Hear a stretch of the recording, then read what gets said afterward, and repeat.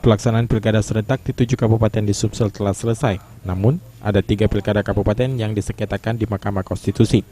Ketua KPU Sumsel Aspahani menjelaskan untuk pilkada yang tidak bersengketa di MK diperkirakan pelantikan calon kepala daerah yang terpilih akan berlangsung pertengahan Februari, sementara yang bersengketa di MK pada awal Maret.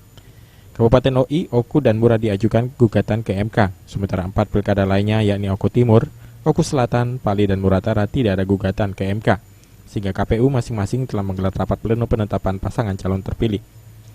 Aspahani mengharapkan gugatan di MK dari pasangan calon dapat dijawab oleh MK secepatnya.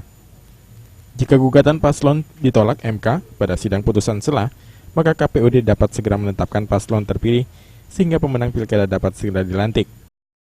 Tahapan KPU, tapi berdasarkan informasi, kalau untuk yang tidak bermasalah di MK, ya ada kemungkinan diwacanakan di pertengahan Februari.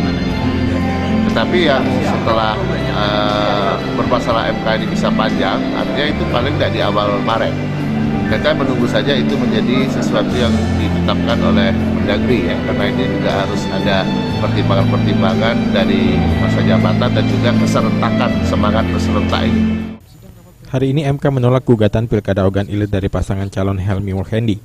Hakim MK menilai gugatan Helmi Muhendi tidak memenuhi pasal 158 ayat 2 Undang-Undang Pilkada yang mengatur selisih perolehan suara, di mana perbedaan suara yang didapat mencapai 12%. Judis Tuman Gaul, PAL TV.